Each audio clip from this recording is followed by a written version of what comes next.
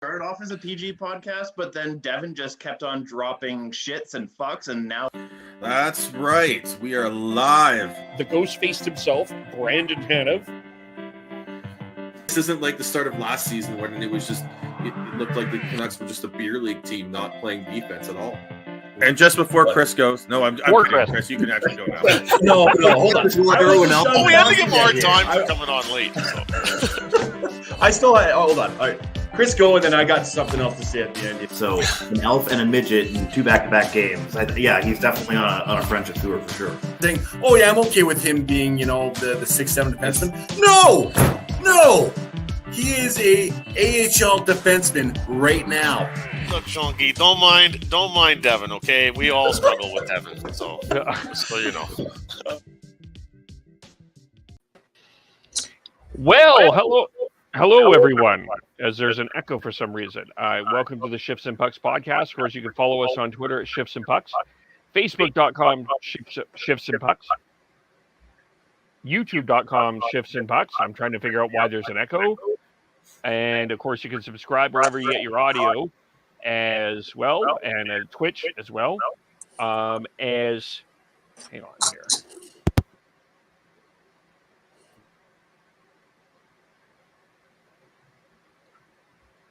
You can subscribe to us anywhere you get your audio, and as well as on the Area 51 Sports Network.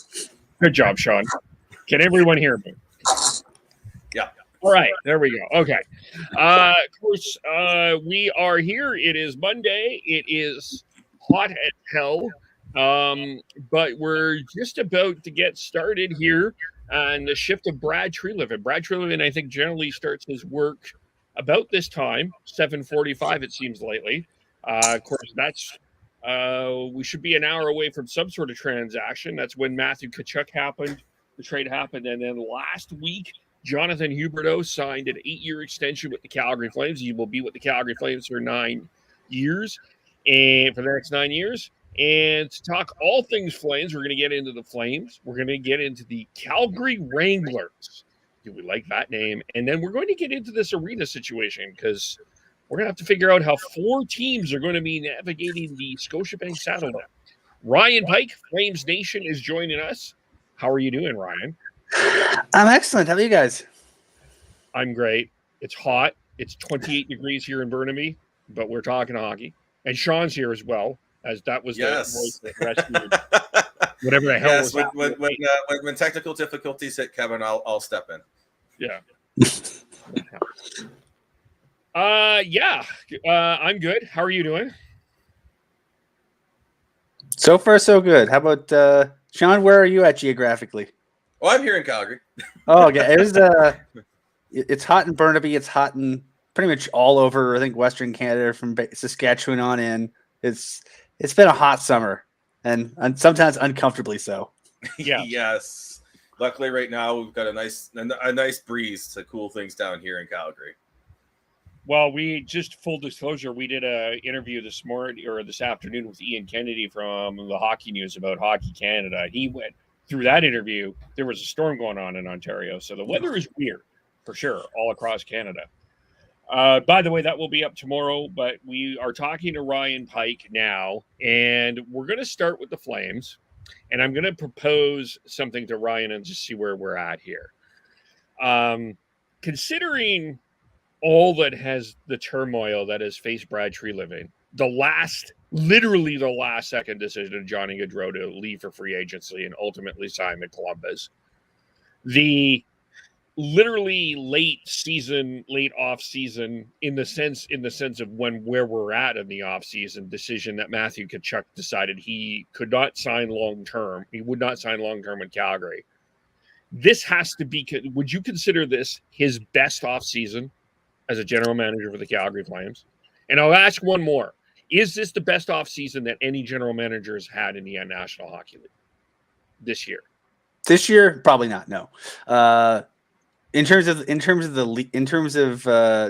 Treliving's tenure, I put this one up there with the 2015 offseason. I might give 2015 the edge in the sense that, if you looked at the moves that Treliving made from like the trade deadline onward in 2015. I mean, you punt on Sven Berchi, who at that point really wasn't in the NHL team's plans, and you turn that into a second-round pick.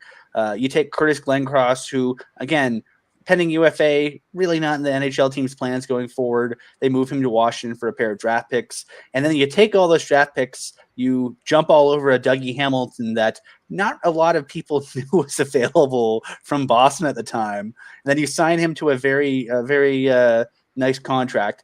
And then you still get 3 players from that draft who in Andrew Mangiapane, Rasmus Anderson, and Albert Shillington, who are playing regular minutes in the NHL. And honestly, I mean, Anderson was going to be a good prospect fairly quickly, and he was.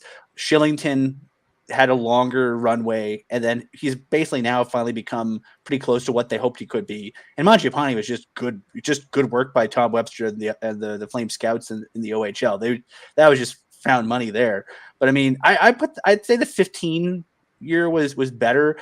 If you're going to criticize Brad Treliving for this year, it's, you make the deals that are there to be made. And so, the Johnny Gaudreau deal, that was the deal that they basically left on Johnny Gaudreau's plate in 2016 when they were negotiating with him. They basically, they very infamously, Gaudreau signed on the day before training camp ended because, the Flames, he knew he had no leverage. He was a special kind of RFA where he only had 2 years of service, and at 3 years of service, you can be offer sheeted. He had 2, so he couldn't even get offer sheeted. So they basically, did their math, said, this is what we think you're worth and what we give you, and here's our reasoning. And then they plunked it down at his desk and said, call us if you have any questions. And then they didn't really do much negotiating at that point because he had no leverage. And then the day before the season started, Gaudreau calls his agent and says, okay, just take the deal. I want to play. So that, the deal length that they had was the deal that Treliving and the Flames put together and said, this is the deal, take it. And with Tkachuk, I mean, the Flames, they could have given him a 2-year deal, and then they would have had a couple years for unrestricted free agency. They could negotiate a longer deal, like something that bought UFA years, and they didn't do any of those. So, I mean, to a certain extent, the challenges the Flames faced were the challenges they made for themselves. And granted, I mean, players have with rights use their rights as they see fit, and Gaudreau was perfectly within his rights to say, I want to go back east. Kind of sucks for the Flames. They didn't get anything out of him, but he was also a 4th-round pick that, how many 5'0" 135-pound draft year kids from the 4th round turn into 600-700 game NHL players for one team. It almost never happened. So you can sort of accept the Gaudreau thing as, okay, I mean, he's found money, the prior regime drafted him, the prior regime developed the relationship, and you basically, Treliving and his crew reaped all the rewards from that. For Tkachuk, I mean, that was a guy that they really liked and they really wanted, and they drafted him and they developed him. And then, again, he took the opportunity that was available to him to talk to other teams during the RFA period. And, he fell in love, with another market. So it's some of I think the challenges are what they are. And to a certain extent, they were a little bit self-inflicted, but also a little bit not. But I will totally agree with the notion that, you're turning Matthew Tkachuk with 1 controllable year left. You could sit on him and, you get 1 year left out of him, and you turn him into, several years of Cole Schwint. I think Schwint is 1 year into his pro career, so he's got 6 more controllable years, a year apiece of Huberdeau and Mackenzie Weegar, and then you extend Huberdeau, you get the draft pick, whenever it's going to be 25 or 26. I mean, just for sheer asset rollover, they lost 2 very good players, but they gained 2 very good players in Mackenzie Weegar and Jonathan Huberdeau, and especially Weegar. We were talking about slotting. The Flames, the big problem was they had to do it by committee because they didn't have a true number 1 pairing defenseman, so they had to basically cobble together a couple top pairs out of the 3 or 4 guys they had available. Now they have a top dog. I mean, Mackenzie Weegar is just awesome. And I think having a Mackenzie Weegar will make everyone's life easier on the blue line and everyone's life easier throughout the rest of the lineup. So I wouldn't say it was his best year as a GM, but he's definitely had a very nice offseason after it got off to a bit of a rocky start. Yeah, I don't think you can call it the best offseason, Brad's best offseason as a GM, because you lost a player for nothing. That alone, I think, takes it off the board. I think you have to look at what Ryan said about was it 2016, and as well as I would throw the offseason that he made, where he traded away Dougie Hamilton. That trade was. I know I've been a little critical of it, but that trade's turned out really well for the Flames. And I think that offseason put the Flames in a better position from beginning of offseason to the end of offseason than they are now. Because you look at the Flames now, they've lost 50 goals off this roster. Are they going to? Is the offense going to be good enough to be able to take another run at the division and go deep in the playoffs? That's up for debate right now. So I look at that and I say, yes, he was dealt a tough hand this offseason and he did a really good job navigating it. But I don't think the Flames are closer to a Stanley Cup than they were at right now than they were at the beginning of the offseason. I think it'll depend on how well they adapt, because how many teams had the ability, like the Flames were top 10 in goals for and goals against last year. That's pretty remarkable. Not a lot of teams do that. Usually good at one thing or the other.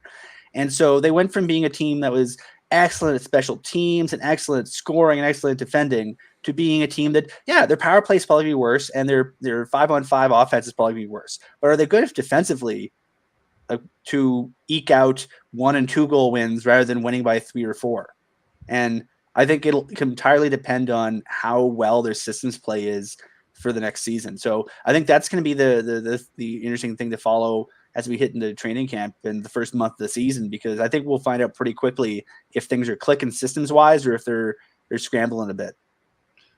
Well, here's why I think it is. And I get where you're all coming from. And I get the point that you basically did lose Johnny Gaudreau for nothing. But considering the haul that you got back for Matthew Tkachuk, and considering what everybody was thinking, that this was a time for a rebuild and the season was over, and tank for Bedard, right? Not only did you get these players, you ended up signing a guy for 9. Basically, you have him for 9 years. And I mean, we can get into whether this was a good deal or not, but this is essentially what you were going to sign Johnny Gaudreau for, who's 2.5 months younger than Jonathan Huberdeau.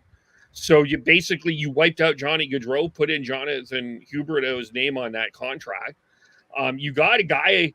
I don't know if he's a number 1 defenseman, but I do think he's an elite defenseman, and I still think there's some questions about the defense on this team. And you got a prospect, which everybody wanted. You got a first-round pick, all for one player. I think just in the basis of that, I think considering everything that would have happened and how fast Brad Treliving pulled everything off, that's why I think this is his best offseason. Because at least you had a little bit of a plan and you could do a little bit of digging with Dougie Hamilton one way or the other, whether you were acquiring him or trading him. And then you kind of knew a little bit that you knew Adam Fox wasn't going to play, so you could plan the trades out for him. You had to kind of pivot everything on the fly. And yes, I think that there's some handling of this that is on Treliving and the management team for sure. But considering everything that happened, I think how fast he was able to pivot, that's why I think this is his best offseason.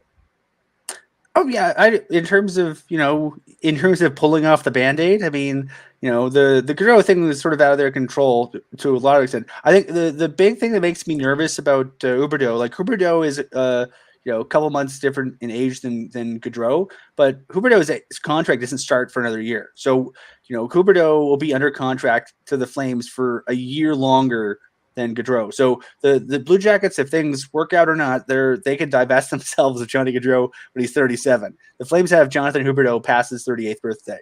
And, we'll see how he ages. He's definitely a guy. His fitness is, unquestioned. Talking to people who play with him and worked with him in Florida, good attitude. Guy's just got an insane work ethic, very good shape, good head on his shoulders. Really seems like he's ready to work. But look at Sean Monahan, for example. Like, that's probably a bad example. He's an extreme example of wrong injuries at the wrong time, completely derailing you. But who's to say? In a long-term contract, I mean, the Flames signed Monahan to a 7-year deal through the prime of his career, arguably not even through the prime of his career, up to the middle of the prime of his career. And then when a couple years, 2-3 years ago, Monahan, the injuries just hit him in the wrong way, and then boom. So hopefully that doesn't happen to Huberdeau, because $10.5 million for a guy who, if he's at 100% and he's contributing, great. But even if he's at 100%, just the natural aging curve of offensive players, you start to fall off a bit in your mid 30s, and the first few years of that contract will be probably not too bad, especially with the way the cap's rising in the next few years. But if he doesn't age prettily, it could be a bit of a tough pill to swallow for the Flames. Well, I also look at the Flames, and I feel like they've got a bit of a 2-year window here. They've got, and that's because they've got Lindholm signed to under $5 million for another 2 seasons, and let alone after 2 years, you got Backlund off the books, Lindholm off the books, Toffoli's a UFA. Then you've got Hanifin's a UFA, Tanev's a UFA, Zadorov's a UFA. Like, you lose, there's gonna be a lot of turnover in 2 years. So I think that they're definitely in win now mode. So if you can find a way to make it work in the next 2 years, I mean, even if the back end of that Huberdeau contract isn't great, you're still riding on the coattails of something that happens in the next 2 years if you get it right. Yep. And I think the Lindholm of it all can't be understated. Don't forget about Hanifin. Hanifin he was good in 2021. He was so good throughout 21-22. Like, he found that gear that the Flames were hoping he'd find, and he had it for like 85% of the season. If he can sustain it, he's gonna make a pretty penny in his next contract. If he can find another gear, especially like you have Uyghur potentially eating up a lot of different assignments and potentially freeing up Hanifin to do even more. If Hanifin has anything more in him that we haven't seen, he could be a very rich man in a couple summers. Where are we at with Tanev? Is he healthy? Are we expecting him at the start of the year? Brad said at the draft he's expecting to. I think the expectation right now is Hanifin's on track and should be healthy and available for the beginning of training camp, if not slightly after that. So everything I've been told leads me to believe that Tanev and Sean Monahan should be ready to go for Game 1 on the 13th of October. But will they be what Flames fans would want? We haven't seen top end Monahan for a couple seasons. Tanev's got so many miles on that body.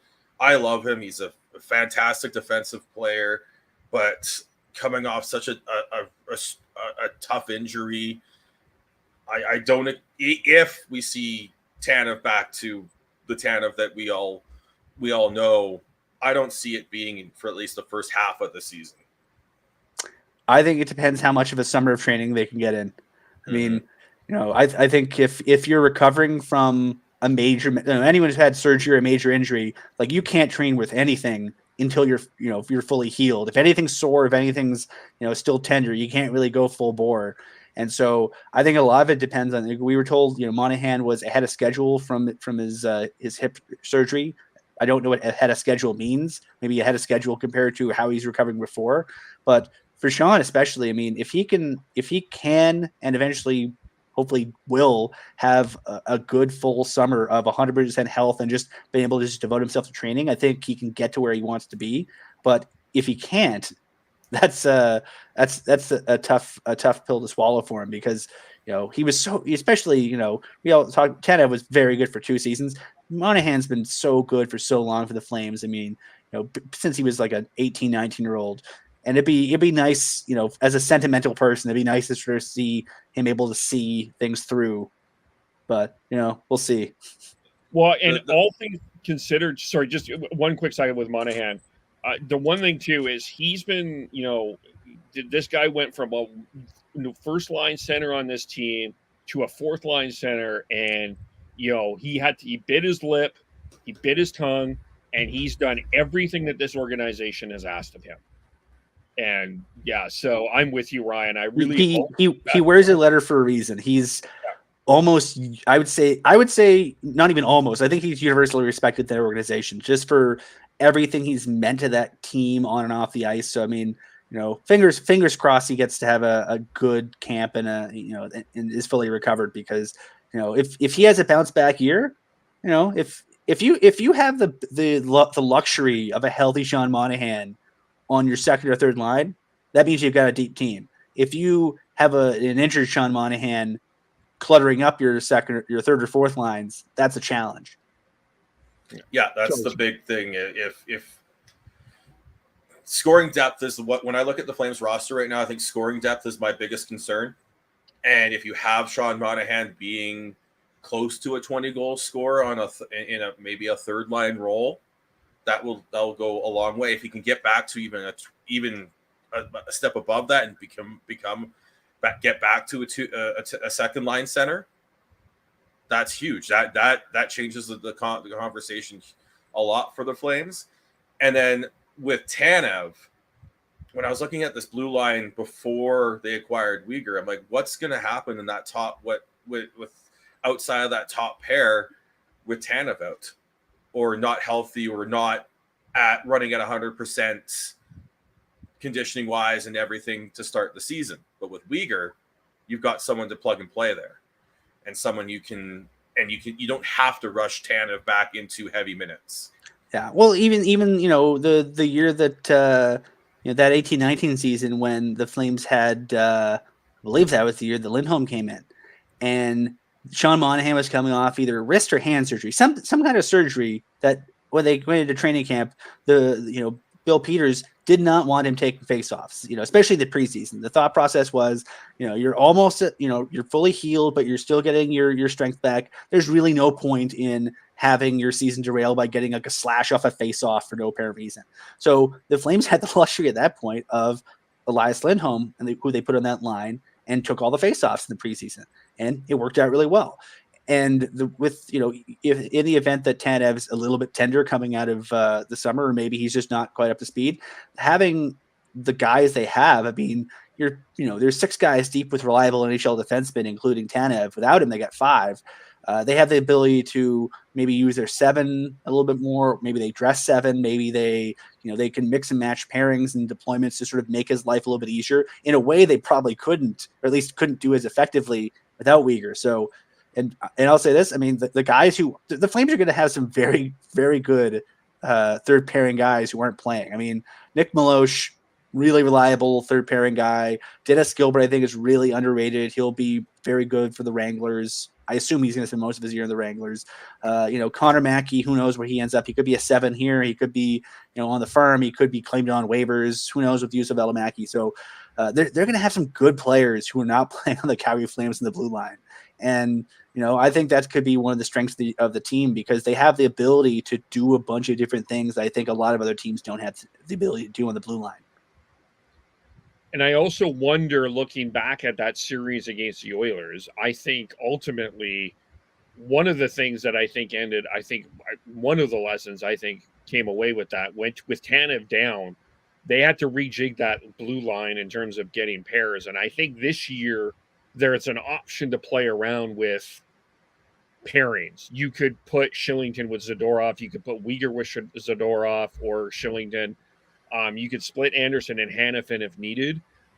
When things went sideways against the Oilers and they needed to split everything up, it got so confusing. And I think that was in part one of the reasons why the Oilers were able to score so much against the Flames, is because they never really, none of the pairings played with each other, but they couldn't really, when they had to rejig everything around, it got confusing for everybody. So this year they have that option, I think, which is good. Agreed. And I guess and the other thing with that too is, I had a train of thought. Yeah. What's that? You're pulling the Chris. I just pulled the Chris. Yeah. Yeah. And this was my thought. I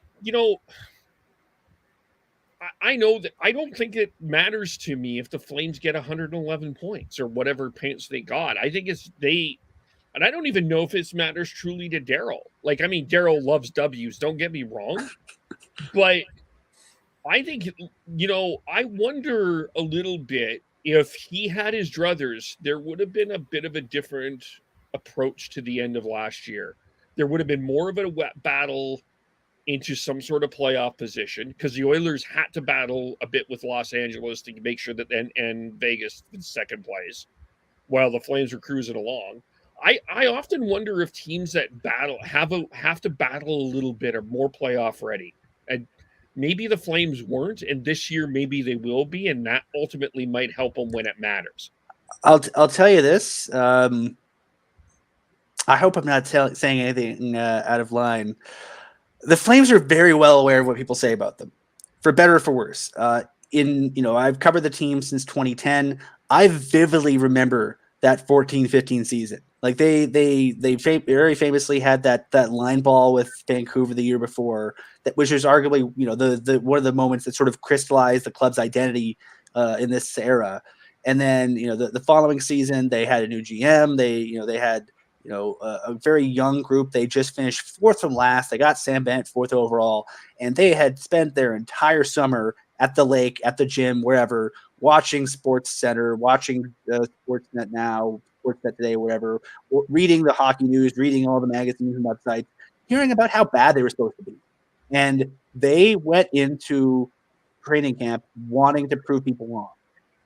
This is, I think, one of the things that makes hockey and hockey players both very fun but also occasionally infuriating is they got egos, and in good ways and bad ways. And in the good ways, they read the clippings, and if they feel like they've been slighted, they carry that with them.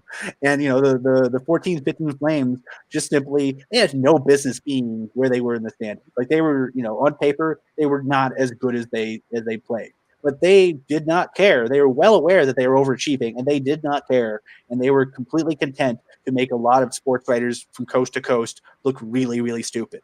And yeah, they did. They got a favorable matchup in the first round against Vancouver, and they beat Vancouver's brains in. They did what they set out to do, and then they lost to a better Anaheim team, a team that you couldn't simply outwork.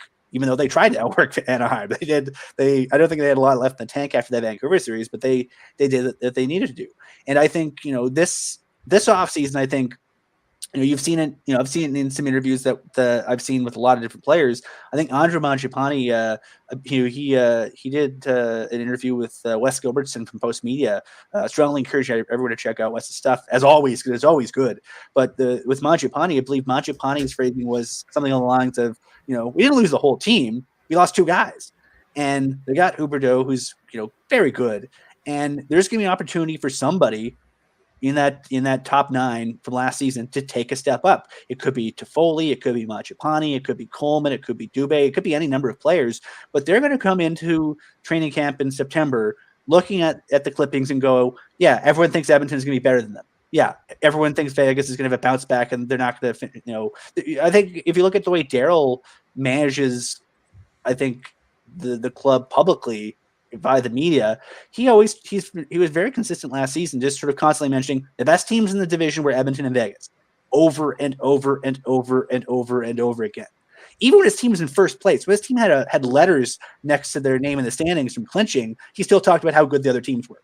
And I don't think that's a coincidence. I think that's one of the ways he motivates them, because I think he can sort of read some of the dynamics of the group. But I also think he's probably also being honest.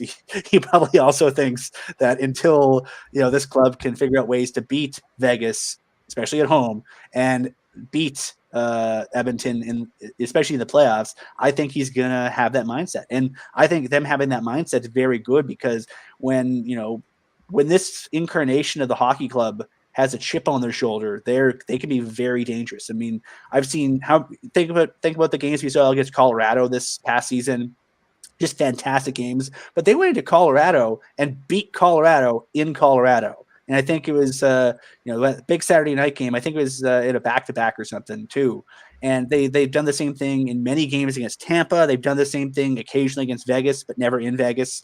So I think that's one of the things to sort of pay attention to, because I think I think Daryl, he can't control the circumstances, but I think he does a really able and subtle job of sort of poking and prodding his group in the ways that are available to him in order to keep them a little bit uncomfortable so that they're motivated and a little bit cranky. Yeah, that was something that I don't think a lot of people really talked about with this whole Gaudreau Tkachuk situation, because there was a lot of talk about the rebuild. We rebuild, tank, all of those sort of things. But nobody really talked about what the players on the team were thinking. And I think that you've got a point there, that there's a chip on the shoulders. Everyone doesn't think that they're going to be good. You got a guy like Elias Lindholm who lost two of his line mates on the best line in the league. He's got to feel a little bit of something. That there's going to be a bit of a chip in the shoulder, and the way that they lost to Edmonton, I don't think it rubs. I don't think it's going to rub a lot of these players the right way, and I don't think it's going to rub Daryl Sutter the right way. So that is a good point. I don't think they're a 100-point team. I'm not saying that, but I wouldn't want to play them either. If that makes sense. Are people really writing them off? Because I still think like the way I look at the Pacific, I still think the Flames, the Oilers, and the Kings are the top three in that division right now. And I think it's going to be a battle between all three to see who wins the division at this point. I think all of them have question marks. There's no bullet there. But I think a very good hockey club is going to miss the playoffs in the Pacific Division. Yeah, I look at that, and then you've got the way I look at the Pacific Division right now is I think Calgary, Edmonton, and LA are the top three, but then you've got a couple wild cards in Vancouver and Vegas, depending on how things play out there. With Vegas, if Robin Lehner can be a number one goalie again, watch out. But I'm not sold on that at this point with him, unfortunately for them. And with Vancouver, if that blue line can outperform the expectations, they've got the depth up front that can put some scares into those top three as well. If you're writing off Calgary, I think you're flat out wrong here. Like I said earlier, I question their scoring depth, but that blue line's really good, and that's in front of a Jacob Markstrom. If he's on his game, that's gonna be a very stingy team to play against. Yeah, they're gonna have to win a lot of 3-2 and 3-1 and 2-1 games. But Daryl's gonna be so happy. If you're gonna be spending $6 million in a goalie, I mean, you have a goaltender who was runner-up for the Vezina last year. You have a defensive group, basically the exact same defensive group. And all due respect to Eric Branson, I think if you swap out Eric Branson for Mackenzie Weegar, I don't think you can call it anything but much better. And I think your slotting is going to be up better. I think Ryan Huska is going to have another year of experience with the group. I think especially with I think the big question mark last year was how is Oliver Shillington going to respond to playing 70, 75 games of NHL hockey after being sort of a tweener body.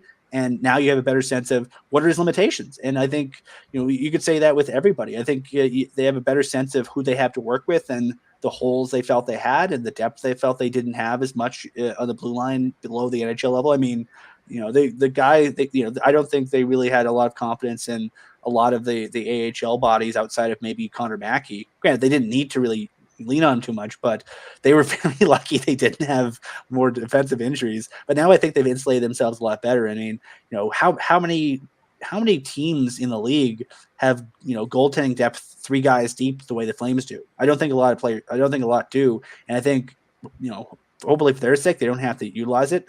But the fact is they got the NHL's second best goalie, they have the AHL's best goalie, and for the money they're paying him, I don't know if a lot of backup goalies were better than what Dan Vladar was like last year. And I wonder how much Vladar plays this year. I mean, maybe that's too early of a conversation, but some have argued that Markstrom maybe played too much. I don't know if that's the case, but if it was up to Jacob Markstrom, he'd play 82 games. Oh, yep. Sure. If it was up to any goalie, they would play 82 games, really.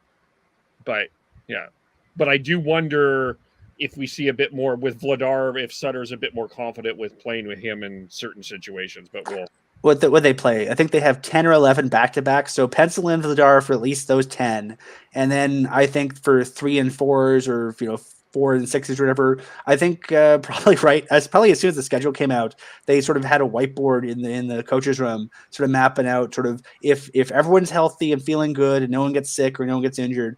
I think they have a number in mind for how they want to play. I probably think the sweet spot for Vladar is probably around 30 games. But I mean, if Markstrom's not facing a lot of pucks and he's rattling off shutouts or allowing 1 goal a game, I think you got to ride him as far as you can, because at some point, he's not going to be around anymore. So you pay a guy $6 million to ride the heck out of him.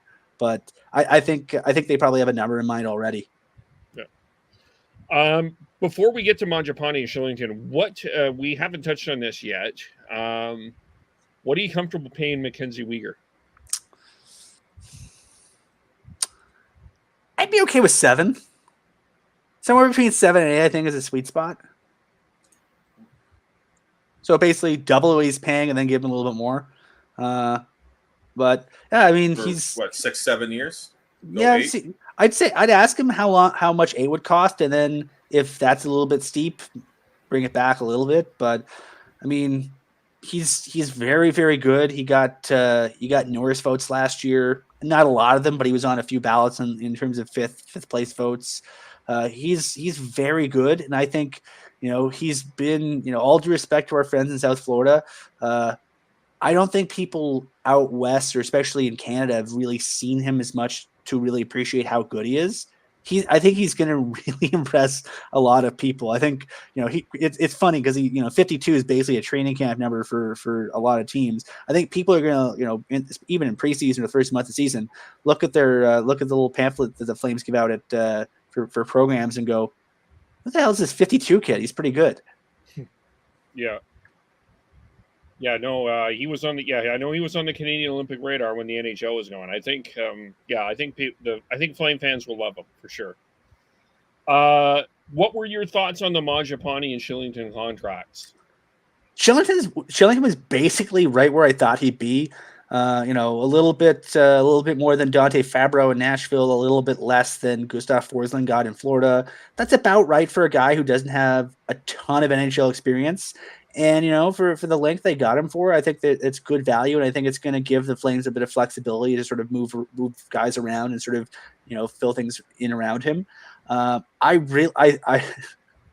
this for Mangiapane, that, if he gets anywhere close to 35, 40 goals next year, people are immediately going to say, he's only making 5.8. He's 5.8 for the length of time he's getting. You're buying some UFA years. They're avoiding having to go to ARB. They're avoiding having to go to any number of awkward situations with him.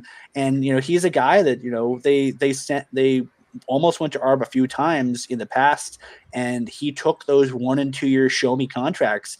And you can make an argument that since he broke in as a full-time NHLer in midway through the 18-19 season on the fourth line, he's showed them. He's been progressively better and given progressively bigger challenges and more responsibility. And every season that he's given more responsibility, he passes the flying colors. He barely played the power play last year. He was a second unit power play guy, and he never got first unit time. He was given that shutdown minute role with Michael Backlund and Blake Coleman, and he was put on the second, really the third. The Flames essentially used 3 pairings of forwards on the PK, and he and either Toffoli or Dubé were that third forward pairing. So he wasn't given a ton of high leverage opportunities defensively, but he still scored 35 goals, and a lot of them at even strength on the road. So if he's that good, when you basically with his deployments and usage give him no help whatsoever, imagine how good he could be if you put him with Lindholm, even if you put him with the same guys, but give him a little bit of more offensive zone time on the power play. So I mean, that's easily the kind of contract that will look very, very favorable for the Flames in short order. Yeah. For me, it comes down to is he a 30 goal scorer? If he is, it's worth the money. If not, it's not the best contract, but it's not a bad contract. I think especially if he was only a goal scorer, like if all he could do is score you like 25, 30 goals a year it's borderline. I mean, you can hold your nose and the benefit of this is the Flames don't have to worry about him for 5 years. They can set, he's such a reliable player. You can just set it and forget it. But he can kill penalties. He can, he has shown the ability on the second unit to be a really good power play player without really getting a lot of power play time. So he's the kind of guy who can do so much for your team. And 5'8" for however many years he's getting is a very good value right now. And if he gets any better, if he's the guy who gets the Tkachuk minutes, and he might get the Tkachuk minutes, he's definitely gonna get either Tkachuk or Gaudreau's minutes on the power play. That's gonna be just that alone might make a big difference for his offensive output. Yeah, I mean, I think everyone's kind of penciling in with Lindholm and Huberdeau right now. So we'll see what goes on there for sure. What else do the Flames need to do? It's like you had a magic wand. I still think they need one more top 9 forward. And I don't know how they afford it outside of maybe trading Milan Lucic. Because, I mean, with all due respect to Lucic, we talked about Sean already. Monahan, you could point to his injuries and go, okay, good summer of no injuries. Just, if he's able to sort of have a good training summer, he can bounce back. With Lucic, he's, the spirit is willing, but the flesh is weak. He's battled for a long time for a lot of clubs. He's won a lot of key games, but, he's noticeably slower than he was when he joined the Flames. And, no one's going to say he's a bad player, but I think the Flames could potentially spend the money they're spending on Lucic on someone who's a little bit younger and has a bit more foot speed, because especially with the way that Daryl wants the team playing. I mean, I know Daryl loves Lucic. I don't think there's a lot of people in that room who don't love Lucic, but if your entire system is based on playing fast, having a slow guy on your team doesn't help. And even with his lack of speed, he was pretty useful for them in fits and starts last year. But when you're hoping that the guy you're spending $5.25 million on can be a good fourth liner, then maybe you should be looking for different ways to find value there. So, he has a no trade and a no move. It's kind of weird. So he has a no move, but if you simply waive your no move, they can send you anywhere. So he has a no move, but he also has a no trade, which gives him the ability to sort of control. I believe he has 10. It's either 8 or 10. Places he's allowed to say he can go. Might be even fewer than that. So right away, just think, I think Anaheim could be a landing spot for him if the Flames want to explore that, because Anaheim's a young team. They still have some money to spend. I'm sure you could get some value for Lucic. Maybe get like a late pick back. He gets to go. I believe he still has a home in the LA area. He lives there in the off season. So getting a chance to go back to sunny California, you get to go to the rink in flip flops in February rather than having to shovel yourself out or get your neighbors to shovel you out. So I think there's if they want to explore that, I think there's some possibilities out there that could work for them. But on the other hand, I mean, I think if they do nothing now, then I think they're putting a lot of faith in Pelche and Ruzicka's ability to, really take that step this year and become full timers. And you add another guy somehow, and you basically insulate your kids a bit so that you don't really need to lean on them as much right out of the gate. So I don't know. I can be convinced in both directions in terms of keeping Lucic or moving Lucic, depending on what mood you catch me in. But I think there's definitely merits to both viewpoints. But I think they give themselves a bit more flexibility if they explore it a bit. I think they have to pay to get rid of Lucic, honestly. You look at the market that's been out there for older players. I think they'd have to pay for it to get rid of him, but I don't think they want to. I think Sutters wants him on that team to be a role model off the ice for younger players. If you're gonna if you're gonna have Pelche on your team, hypothetically, Pelche ain't big, and to be blunt, a lot of the Flames skill players aren't big. I mean, Mangiapane is not big, Dubé's not big. Up and down the roster, they have a lot of good players who aren't big.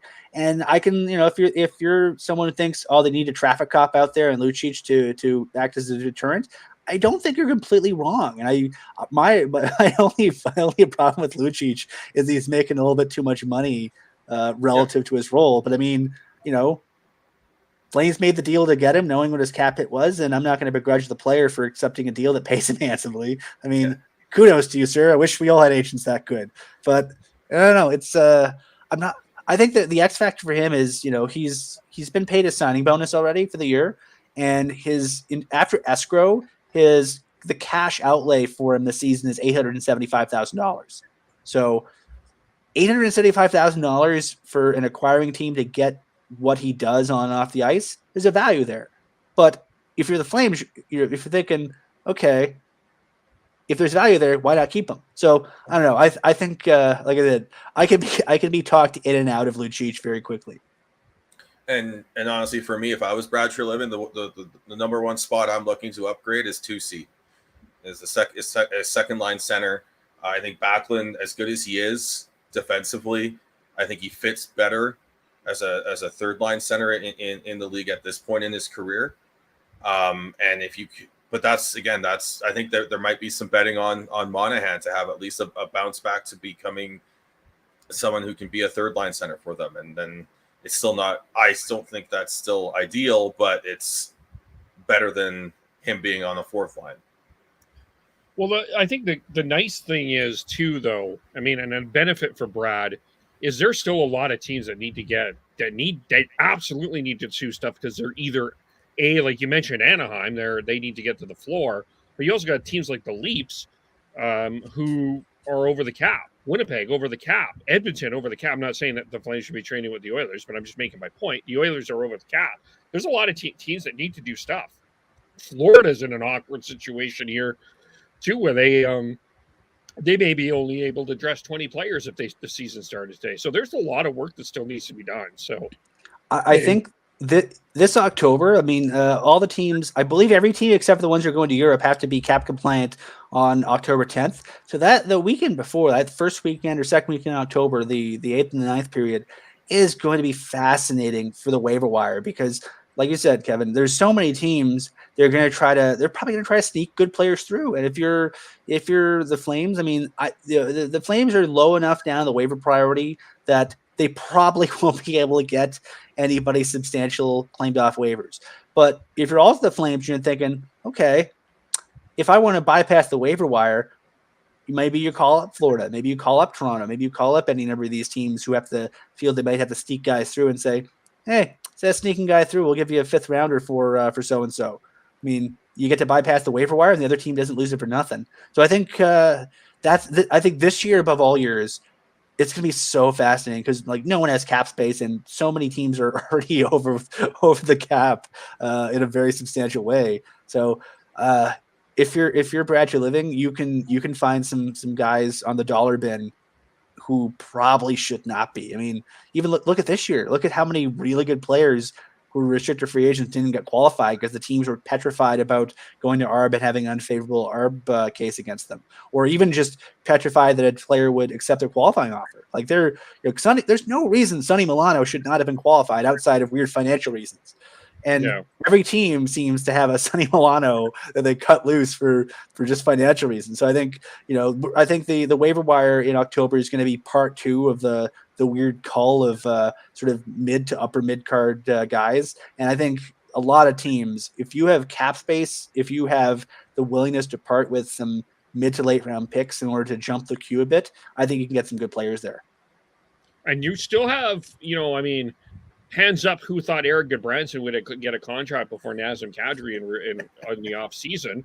But Nazem Kadri is still out there. Evan Rodriguez is still out there. Phil Kessel is still out there. There's still a few pretty good unrestricted free agents that you can have a look at here. So you haven't fallen into the conspiracy theory that Lou Lamoriello has signed Nazem Kadri and is waiting till October to announce it? No, my name's not Alex Jones. No. I'll say this for Lou. He does this every year, and bless him for it. I mean, like there's nobody in hockey quite like Lou Lamoriello, and he's like we love characters in sports and sports coverage. I love Lou. He's such a weird dude, but he seems to be completely aware of how weird he is, and he doesn't care if you like him or not. He doesn't care if you get his weirdness. He gets his weirdness, and that's all that matters to him. So, it'd be I don't think I could handle covering the Islanders because that's just it seems to be it'd be such a frustrating place to try to generate coverage when the GM doesn't say much of anything. But as a bystander, I love it. Yeah. Yeah. Just one more thing on the hockey club before we move into. I think a nice transition into the arena with your comment about the coverage because Brad's comments I think will that will be the teaser. But do they need a captain? Does this year we need to see a C? What would the point be? That's kind of where I'm at. Why I don't think they need one. I think they just let this leadership group be the leadership group and let it ride. Yeah, I think if someone emerges, maybe you do it. But I mean, it worked so well last year. Like I'll say this. I think putting the C on Mark Giordano after they went into the rebuild and they lost Jerome McGinley, I think that was the perfect guy for that moment of time because they had a bunch of kids who were playing like their first NHL club, and they had there was a weird group, and they really needed someone to take the reins of it and say, this is the standard, this is how we're going to operate. And they were lucky at that point because they had Brian Burke around for the first bit of it, and then they got Brad, and then they were able to sort of really establish an identity under Mark. And I think it in a lot of ways it perseveres to this day in terms of just the work ethic and how the identity of the club on the ice and off the ice. But realistically, after Mark left, unless you have someone who really fits like a glove the way Mark did, what's the point in forcing it? I think they have enough guys. They had 3 or 4 guys. I think Tanev was the fourth A, but between Tkachuk and Monahan and Backlund, I think they had the right people wearing letters, and I think that'll probably persist until someone really steps out from the fore and says, "This is my hockey club." Yeah. Who replaces Tkachuk with a letter? I'd say probably Huberdeau. I imagine it's probably Backlund, Huberdeau, Tanev, and Monahan. I think my guess is probably Tanev was nominally a full-time alternate last year, but he only wore it like a handful of times, and then he wore it a bunch of the playoffs. But I think probably you probably have Monahan and Tanev split one maybe, and then you go Backlund, Huberdeau. I think some combination of those 4 guys. Well, Lindholm. Did you say Lindholm? I didn't say Lindholm. I think Elias could wear one. Wouldn't shock me. I think he'd be in a group of 4 or 5 guys that I wouldn't be shocked to see wearing letters. Yeah, I'm with you. I don't think there needs to be one. I just I think it worked. It worked well last year. I think keep it the same and go from there. I think. Well, let's transition to the arena before we get into the Wranglers, because I think that your comment about the Islanders and what Lou said just kind of triggered me for Brad's comments during the Matthew Tkachuk trade, how pissed off he was about the coverage, not necessarily even the coverage, but the shots that Calgary was taking. And I felt like the criticism wasn't necessarily about the city, but it felt like it was a bit about the arena. So, with the current arena standing as is this affecting the Flames getting free agents? I think yes and no. You're going to be in a full loud building with atmosphere all the time. And I think during the games, players love Calgary. The Edmonton players love coming here for the playoffs because they're like, it's loud and everyone hates you and it's got the fire. And it was just such a cool place. It's such a great place to watch a game. But if it's your office, like if you're, touring people around, compared to pretty much every building built after it, even compared to Madison Square Garden, which has been drastically renovated, the Saddledome just doesn't have a big footprint.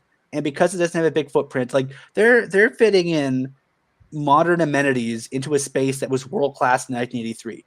And that means instead of having like a dedicated place for the gym and the video and the masseuse and the medical people and this, that, and the other thing, you have everything sort of crammed in the space they have available. And it works, but it's not ideal. And if you have the choice, if the money's the same, if your desire to win is the same, if everything's the same, and you have the choice of playing and really working, like when they're at home, they're spending more time at the rink than they are anywhere else. if you have the choice of being in a place that's really nice and clean and world class and well designed and like, very thoughtfully laid out, or a place where everything's just sort of crammed where it fits, I think you probably choose, all things being equal, the nicer building. So I think in really specific circumstances, it might be hurting them a little bit. But I also think, there's still, it's not like free agents are never signing here. They got Blake Coleman for a decent cap hit, but they got Blake Coleman coming off 2 Stanley Cup rings when a lot of teams were talking about Blake Coleman.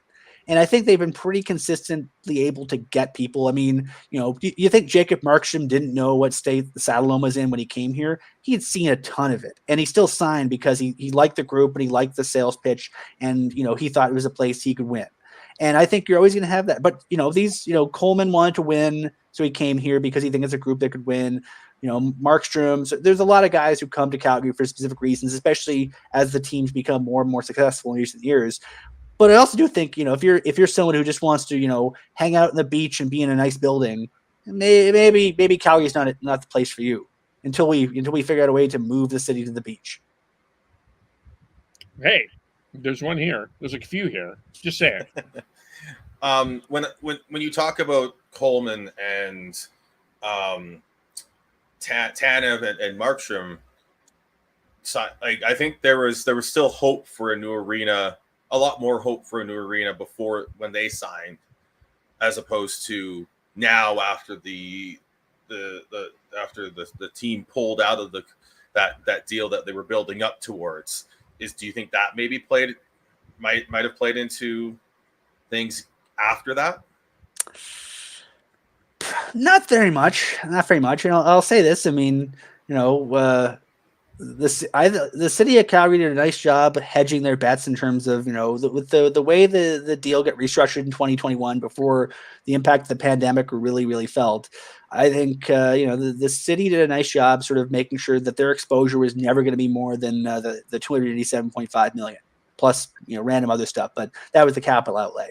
And, the Flames were comfortable with that when they thought the price tag would be a certain number. And then when they got told the real price tag might be a few $100 million north of that, they got nervous. And if it was me, I get nervous too. I don't think a lot of folks have a couple $100 million lying around just willing to put it in. But I think I think the big thing is, I mean, the nice thing is, we've compared to what's unfolded in other markets, we've never really had the big pronouncements of do this, we'll leave. And I think, that's a testament to both sides in the negotiation, where it feels like they're still operating in good faith. There might be some tension from time to time, but like we never had Gary Bettman go, oh, they'll just move. We never had any kind of weird theater with Daryl Cates, going to Seattle and, walking around empty parking lots trying to imagine what an arena would look like or anything like that. Like they've never been, doing any kind of weird stuff to pressure anybody, because I think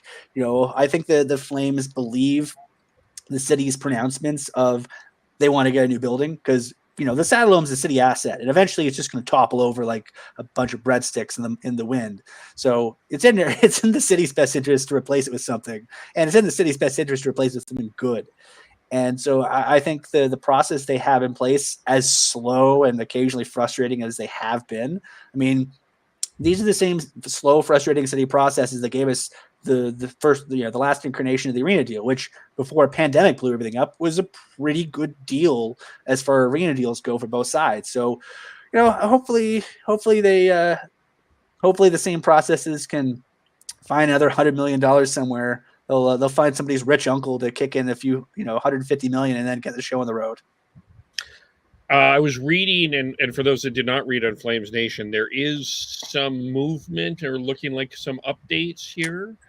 They got 2 meetings coming up in September and October prior to budget deliberations. So the city operates on a rolling 3-year budget cycle, and part of that is for operations and some part of that is for capital, because they for borrowing reasons, any number of other reasons, they like to let us, this Calgary taxpayers, the shareholders, know how they're spending the money over the next 3 years. And then it leads to very long, meandering meetings where people come in and argue about how much they're spending about snow removal and how dare they, name so many plows funny things. City Hall is very weird. So I'm very indebted to a bunch of very nice, very generous people who cover City Hall on a regular basis. And then when I occasionally toddle in and ask dumb questions about the arena, they humor me. So thank you to the Calgary City Hall Bureau. You're all very lovely people. But the part of the process is dealing with the capital spending. And, I think if you're the city, you're the $287.5 million is mostly from residual funds from prior projects and reserve funds from, the city basically saves money on things and they throw money into their piggy bank. That's essentially how they were funding this. But if you're the city and you're funding this, that means you're not funding something else. So I imagine there'll be some discussions during the capital deliberations in terms of, hey, so are we doing this or are we not? Because if this is going to take another 2 years, 3 years, however many years, then they might as well take this money instead of just having it collect dust, spend it on something else. And so I think that'll be the main driving force in terms of getting a bit more clarity in terms of where things are going. But it's I don't think they're in any danger of saying no, money's gone, we're going to spend on sidewalks. But I also don't think there's any chance of them going through this, very intricate budgeting cycle without really giving us more clarity in terms of where the project is and, if there's any kind of news on the horizon.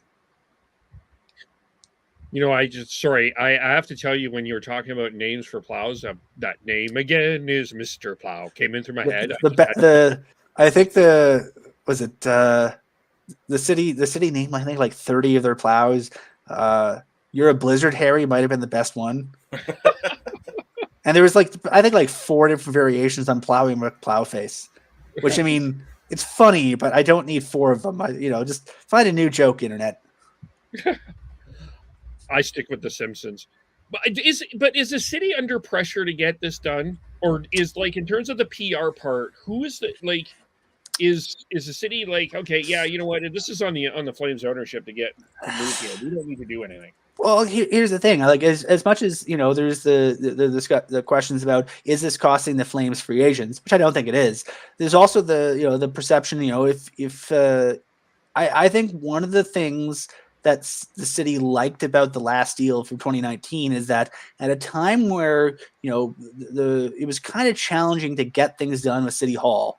For better or for worse. I think there's very thoughtful reasons about why some things didn't get done, but coming on the heels of the Olympics collapsing, that was something that the city put a lot of time and effort into. The city really, I think they felt like they needed to win, both, city administration and council. They needed to win. And the 2019 deal was a win for them. And then when it falls apart, it's still, the new council, I think, feels like they probably would need a win in the same way the previous council did. So I think there's, wanting to get that done. They've been talking pretty much since before the last election about how much of a priority the downtown strategy is. And a big part of the downtown strategy is the cultural entertainment district. If you go down to the Stampede grounds now, they stopped the construction in the Stampede. They're building that beautiful new BMO Center expansion. It's going to be fabulous when it's done. It looks like a bunch of erector sets right now, but pretty soon it's going to look really cool.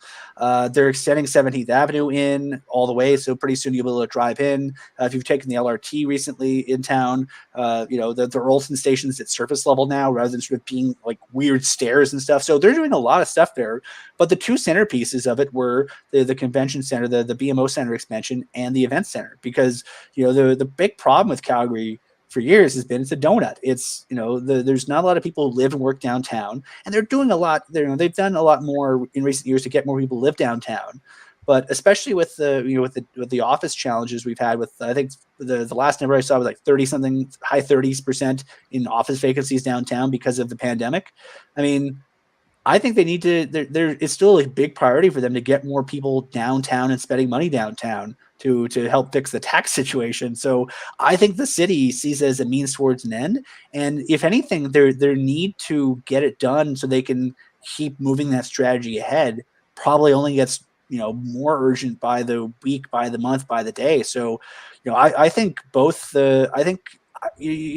as much as we talk about in hockey trades, when both sides need something, that's when a deal comes together. I think it's the same way for the arena. And that's why I've maintained my optimism that something will get done, because The Flames ownership is, that you don't spend the kind of money on the kind of local causes they have and still do without really caring about the community. And I think if you're the city, you don't have, the kind of strategies and stuff that you do without having to put some rubber on the road at some point. So I think it's in everyone's best interests, short and long term, to get something figured out. So hopefully I'm right. Yeah, and let alone, at least on the Flames side of things, and I think for the city as well, especially now that we've got a WHL team, an AHL team, an NLL team, and an NHL team trying to work all within one arena, and we've got Max Bell, which is an aging, middle-sized arena. You've got they're working at the Hitmen are working out of the Seven Chiefs arena. And one of the things I was looking forward to, if we were to go forward with the Olympic bid that was voted down, was getting another mid-sized arena, which I think this city really needs, because I love going to Hitmen games, but it just feels so cavernous because you just have all of the second bowl, well, one majority of the second bowl completely empty, let alone the third level. I think Seven Chiefs might be that new secondary arena. Yep. I think for the amount of resources that the Certina put into making a really nice facility, I think the big challenge is, it's not quite broadcast ready, which I think is the only hiccup. If it had a few more bells and whistles, I think it would be a perfect fit. And I think long term, that's probably where it's going to end up going. But I mean, like, Max Bell is just old ice plant, old boards, old everything. Like, it's a decent rec league and minor, local minor hockey arena, but it's like Father David Bauer, where it's like, because of the bones of the facility, it's really challenging to do much more with it than there are already.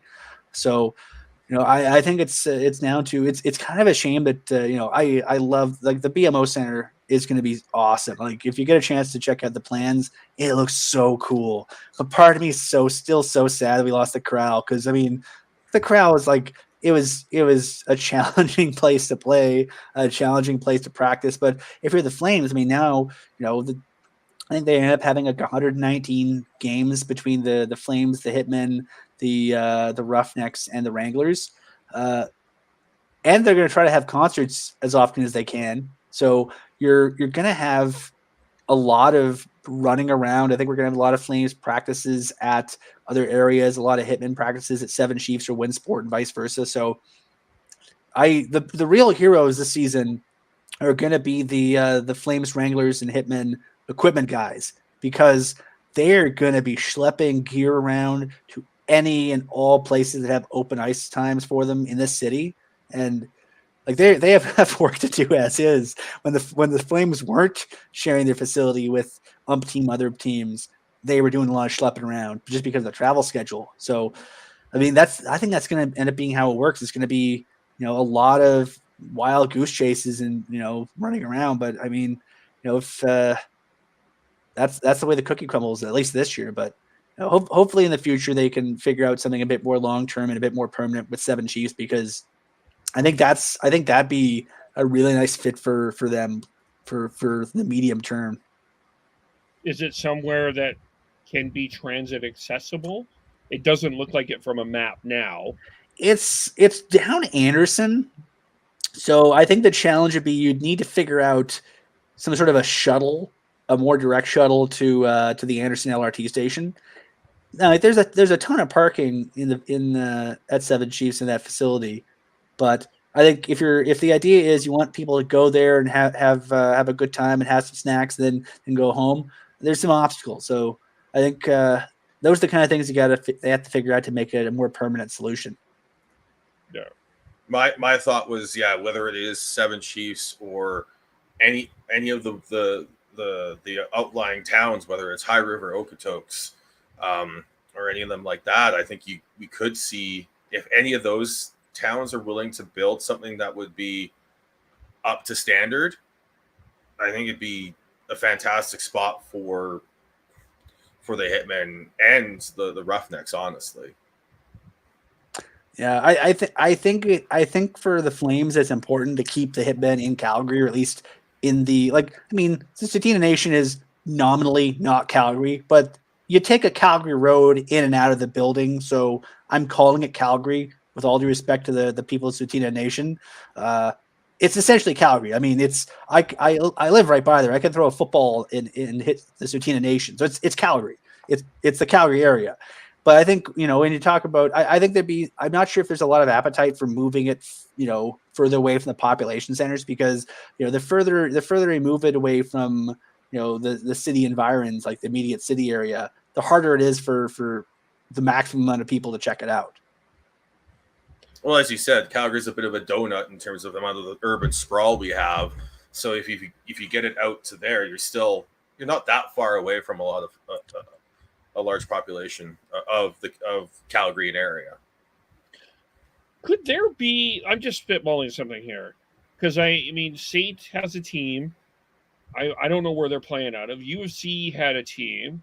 Mount Royal has a team. Could there be some sort of partnership where they all work together to build something? I think they're trying. I think right now the city's in the middle of having discussions about what they want to do with the Foothills Park, like the Foothills Athletic Park, the McMahon Stadium area. They're very early conversations. I know, my buddy Danny Austin from Post Media covers the Stampeders and does a hell of a job with it.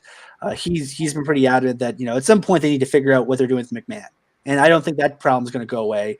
Maybe there's something. I think there's a lot of different interests that I think the big challenge right now for Cavalry is that they're sort of out in the far-flung regions of the city where the transit accessibility isn't great to a lot of Cavalry games, although there's shuttles. There's not nothing, but it's a bit less accessible than Hitman games are, than Stamps games are, than a lot of other games are. So I think looking out 10 years, it'd be lovely if there was some sort of a way to have Cavalry and the Stampeders do something together. Maybe they work together at the university, maybe they don't. Maybe the post-secondaries work together. Maybe the city figures out something with the field house they were talking about doing. So I think the future for what a lot of Calgary's sports facilities are going to look like probably have a solution somewhere in the Foothills Athletic Park. But I think at this point the big challenge is not a lot of folks have a lot of money. And there's a lot of different competing ideas for how the solution looks. But, I mean, there's definitely a lot of teams with a lot of support. And I think if you can convince everyone to go to one central spot, I think there's a lot of ways you can make it a really cool space. Yeah, I kind of forgot about the Cavalry, but I think it's not, for me, I think the issue is at least for the most part, 93% of the time, you're not dealing with a snow or cold, snowy day. You might deal with rain. You're not going to deal with snow.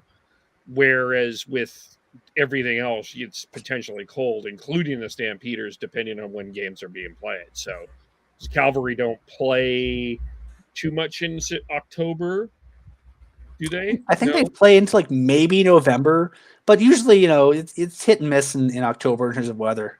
Yeah. And then depending on how good they do, there's going to be games in October or November if they get into CONCACAF Champions League.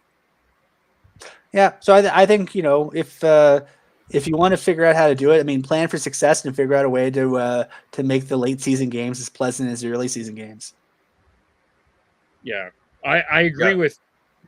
Go ahead. The last regular season home game for the Calvary is October 8th, and then they start their season in. Hold on here. I think it's spring. Yeah, I think it's like March or April. I think the Cavalry starts about the same time baseball starts. Yeah, somewhere around there. But I mean, ultimately, yeah, there needs to be. I agree with you. I agree with Danny, and there needs to be a look.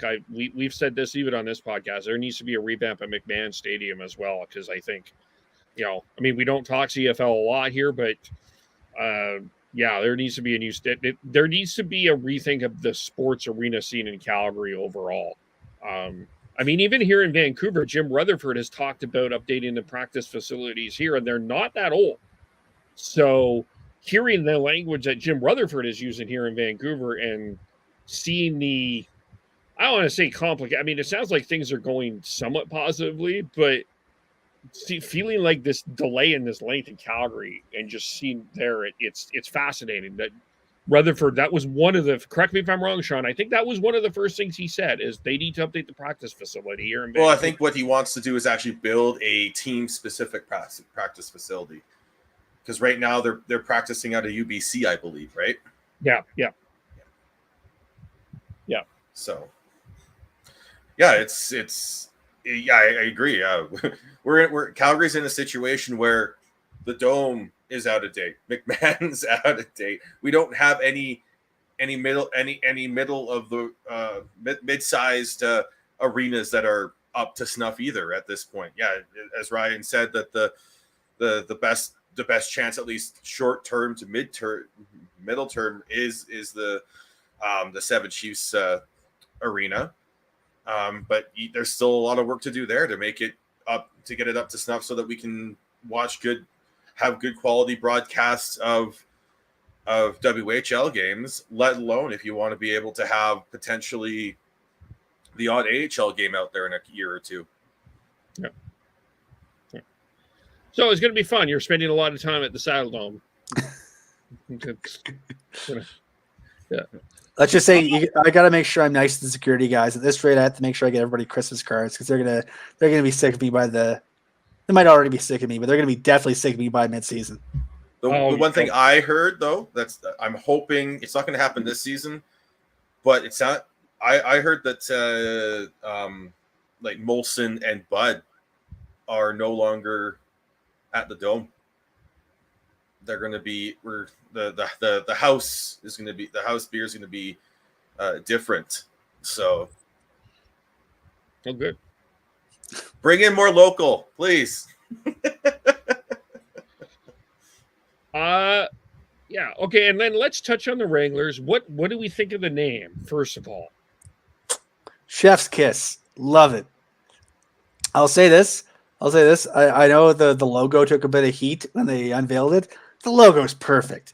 I mean, they took a lot of the accents from the old Flaming A from Atlanta and Adirondack, and then just sort of added a couple little details and turned it into a W. So it's a nice nod of the tip of the hat to the former Flames and the former Flames affiliates, and it's a nice way of putting a new spin on the old Wranglers. I mean, we still have, I think they're still going to sell at some point. They're probably going to sell some old Wranglers merch, and I think they're going to do pretty well with it. But now they got new Wranglers merch they can sell, and I think they're going to do pretty well with it. I've been told the jerseys look slick. I haven't seen them. I've been promised that I'll be able to see them soon. I'm excited about that. But I don't know. I think it's in terms of like figuring out a way to give the farm club its own identity, but while still tying it into the community. Because I mean, the poor farm team, it's been booted around so many different parts of the continent that if I think it'd be good for everybody if it found a permanent or semi-permanent home, and figuring out a way to sort of brand it in a way that, alludes to some community roots. It's a nice way of making fans think that it's not just here for 6 months and they're going to schlep it off to somewhere else. So, I mean, I love it. I think it's going to be fun, but I'm also pretty, I'm holding off my full judgment on the branding until I see the jerseys. I love it. I think it pays homage to some of the hockey history here in town, and I like the keeping the colors and the brand scheme similar from NHL to AHL. I think that makes a lot of sense, especially when you're in the same market. Because then you're not, because a lot of people are going to show up to Wranglers games wearing Flames jerseys, and if you have the same color scheme, you're still going to get a mini sea of red at the Dome, or a normal size one depending on the game. I'll say this: not every farm team needs to be the Savannah Ghost Pirates. I mean, I'm all for, like, I love weird minor league team names. Like, they're some of the, like, the ECHL is some of the best weird names ever. I'm cherry picking the Savannah Ghost Pirates because they're the new expansion team in the East Coast League. but sometimes just do something simple. I mean, look at you think Bull Durham would be as beloved a movie if it weren't for the very boringly named Durham Bulls. I mean, it fits though. You hear that, you go, okay, that makes sense. And that was my reaction when I heard the Wranglers. Like when I got told they're doing the Wranglers, I went, okay, yeah, that makes sense. That's cool. That are the Cowboys I would have been cool with. I love the Cowboys logo, but I think you can do more things with the Wranglers logo. So I kind of get why they had that preference.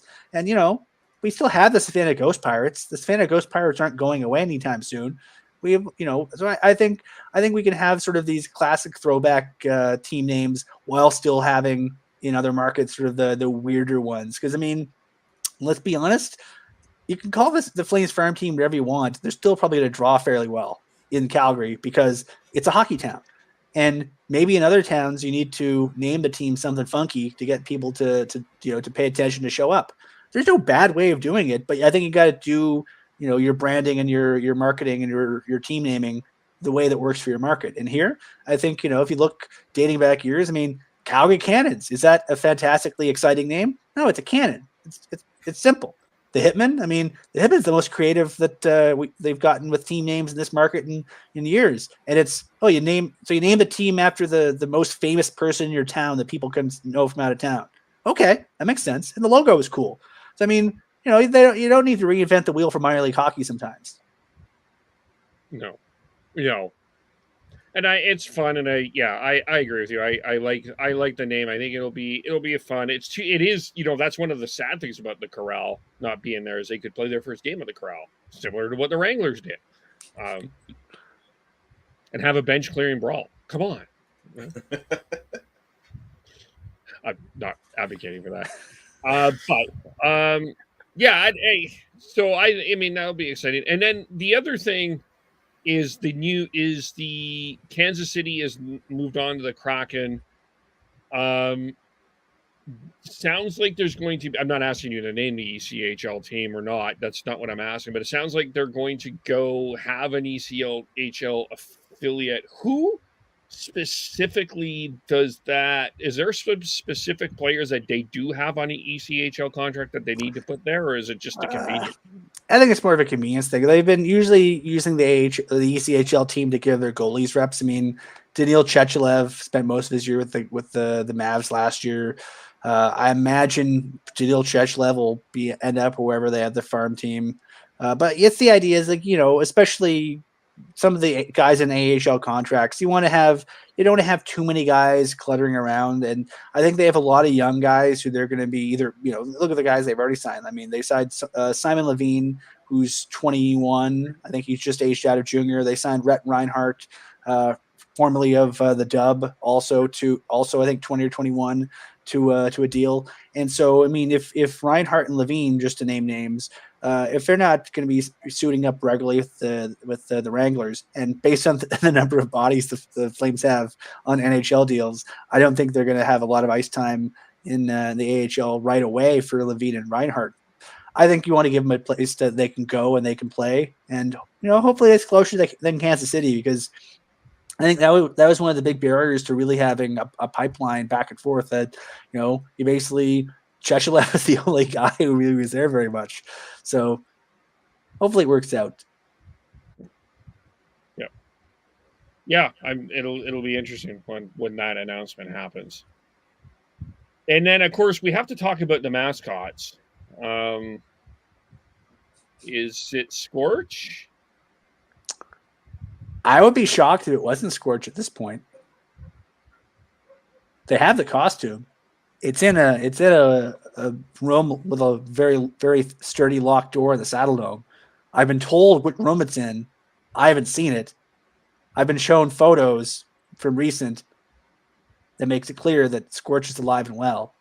But I'd be pretty shocked if they don't use him. I mean, it's got a cult following.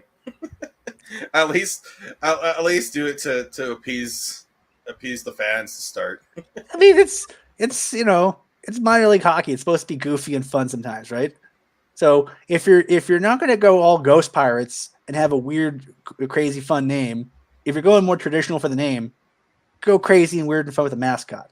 Pick, I think it allows them to sort of have their cake and eat it too.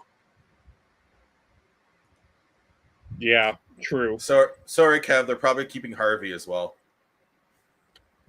Well, that's it's their decision. I just think it's time for a change. But I love dogs. It's just time gets in there before I say Kevin hates puppies.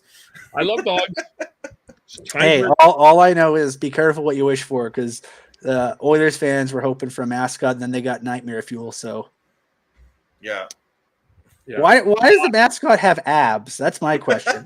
I don't understand why he needs to have the terrifying, murder face, but also like a crazy 8-pack. It confuses me in every way a human being can be confused.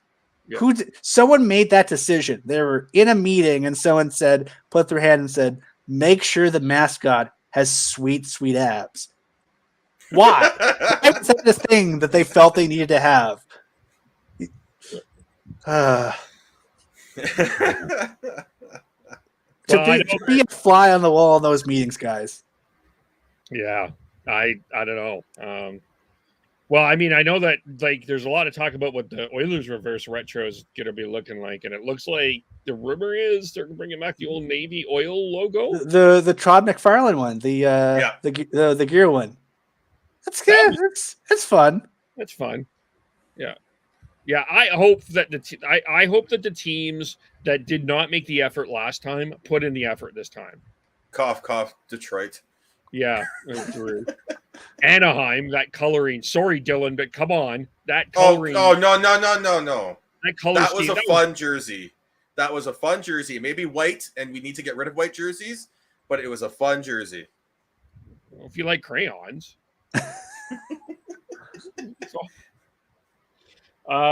Anything else? Anything we didn't talk about? We covered a lot. I think we covered. Yeah, I can't think of anything. I think we hit on all the big stuff. I think. Cool. Brett Sutter, first captain of the Wranglers. I'd be shocked if it's not him. I'd be shocked. And honestly, I think Brett much like my mindset for the Flames coaching staff is Daryl coaches as long as he feels like coaching and then goes to do something else. I think Brett will play probably for the Wranglers as long as he feels like playing for the Wranglers, and then he probably ends up as a coach somewhere in the Flames organization. I think what would happen if Brett Sutter was not named a captain, Daryl will go down to the Wranglers office, and whoever made that decision is going on that damn tractor for the rest of the year. You don't go to the trouble of signing a guy with his kind of experience. Like it's going to be such a young group. You're going to have some guys playing their first pro hockey of any kind. You don't go out and get a guy like Brett Sutter to mentor your guys without giving him a letter, and especially that letter. So I think that's a slam dunk. Yeah, I agree. Well, Ryan, you got a couple new additions at Flames Nation. You got a lot of things going on there. Tell us about what's going on there. I don't think we're done either. I think we have some things that we haven't finalized, we haven't announced yet. But yeah, we got a bunch of new writers to the site. It's pretty exciting. I'm going to forget names, so I'm not going to try to name everybody. But you can go check out the Flames Nation Twitter, because they actually remember names and listen to them all. And if one or two things have been finalized while we've been talking, they might magically appear. I don't expect it, but I don't know. People work in the background when I'm not paying attention, and then things happen, which is lovely. I like it. It's always nice having a lot of good people on your team, because that means a lot of stuff happens, and then you just get told, "Hey, cool stuff's happening." So right. I always enjoy cool stuff I don't have to make happen. There you go. Your site's doing great work, and I really appreciate the fact that you are a positive voice in media, where a lot of people are trying to cause a stir by being an asshole, and you're not. You are not an asshole, and I think that's. I do what I can. If anything, I'm kind of a curmudgeon or a jerk, but I try not to be other things. No, I don't even think you're a curmudgeon or a jerk. Not to you guys. People in media. Not to you guys. Oh, fair. Okay. Well, to Pat Steinberg, which is fair. Hey, I hope Pat had a good vacation. Pat needed a vacation. Oh, yes, he does. I mean, he only worked 12 hours. For those of you who aren't aware, Pat is one person. It only seems like he's 4 people working constantly, but yeah, it's at the end of the day, it's I forget. I'm going to attribute this advice to Labardius, and it might not have been only Labardius, but Labardius definitely told me this at one point when I was starting out. The name of the game is you got to make sure the fans know what they need to know. And I think the challenging part of the gig is figuring out, okay, there's so much information. How do you figure out what spoonful they need to have first? And, so far, so good. It seems like, everyone's getting the nutrition and the information they need so far. So cool. Well, we will leave it there, but we will leave it with this Dylan comment. I don't love the jerseys, but fuck right off, Kevin. As an Anaheim fan, yes. Sean, how do we follow you? Well, I am Bearded Canuck 03 on Twitter, and I hope to see Ryan sometime this winter at the Dome when the Brinestone Plowboy is clearing off the snow around the arena, and we'll go from there. But yeah, you can follow me at Bearded Canuck 03 on Twitter. Devin is Gordhowe09. He is sorry he didn't make it. I know he didn't message, but I know that's what he said. Tyler TNOBLE, check out his Instagram because he's running around that baseball field like he's going to be a future Blue Jay. And Christian Schneid's driving the truck around SCHNEIDZ. I am KVOLE, Shifts and Pucks, Facebook, YouTube, Twitter, Twitch. Subscribe wherever you get your audio. Make sure you check out our episode with Ian Kennedy as we talked about what's next for Hockey Canada ahead of the World Juniors as well. And thanks everyone for watching and listening. We'll talk to you all very soon. Bye for now.